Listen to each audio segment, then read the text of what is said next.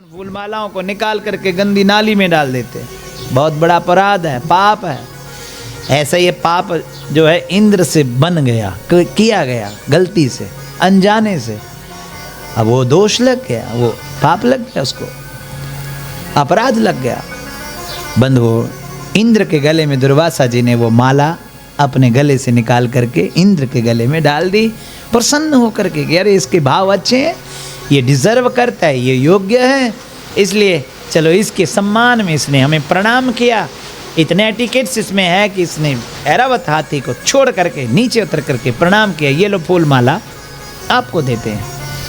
और फूल माला इंद्र ने अपने गले से निकाल करके ऐरावत हाथी के सिर पर फेंक दी। अब हाथी एक ऐसा जानवर है, वो सारे शरीर पर अंकुश से कष्ट झेल सकता है, मगर वो सिर पर मक्खी तक को टॉलरेट नहीं कर पाता, मक्खी को भी स्वीकार नहीं कर पाता। वो मक्खी भी बैठती है तो एकदम से अपनी सिर को हिलाता है। और जब भी महावत हाथी को कंट्रोल करता है तो उसके सिर से ही कंट्रोल करता है, उसके सिर से ही वो कंट्रोल हो पाता है। अथवा आप उसको ट्रक से बांध दो, पाँव उसके बांध दो, वो तब भी आपके कंट्रोल में नहीं आ पाएगा। हाथी एक ऐसा जानवर है। जैसे ही इंद्र ने फूल माला अपने गले से निकाली दुर्वासा ऋषि के सामने और हाथी के सिर पर फेंकी, और हाथी ने ऐसे ऐसे नीचे करके और पाँव के नीचे कुचल दी, पाँव के नीचे कुचली। तो दुर्वासा ऋषि को ये बात बहुत अपमानजनक लगी। अरे देखो यार, मैंने बड़े सम्मान से, बड़े आदर से अपने गले की माला निकाल करके इसको प्रदान करी और इसने ये इज्जत करी। और वो माला निकाल करके हाथी के सिर पर फेंक कर हाथी ने उसका ये अपमान किया कि पैरों के नीचे कुचल करके मेरी माला का ये दुर्दशा करी, बुरा लगा। और दुर्वासा ऋषि ने श्राप दे दिया, इंद्र तुझे बड़ा घमंड है ना, तू राजाओं का राजा है,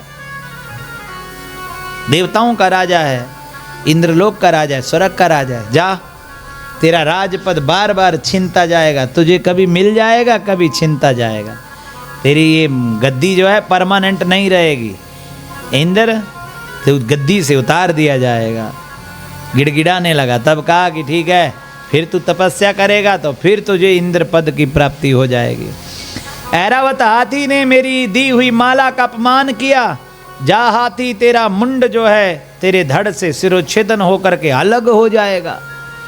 तुझे बड़ा घमंड है ना, तो कि इंद्र का हाथी है, इंद्र की गाड़ी वाहन है, जा मैं तुझे श्राप देता हूँ। और अंत तो गत्वा, अब हाथी भी गिड़गिड़ा करके क्षमा प्रार्थना करने लगा, क्षमा प्रार्थना करने लगा। अरे महाराज मुझे माफ कर दो, मुझे माफ कर दो, हे महात्मन, हे रुद्र, हे महादेव के अंश अवतार, मुझे माफ कर दो, मुझे क्षमा कर दो, मैं आपकी शरण में हूँ।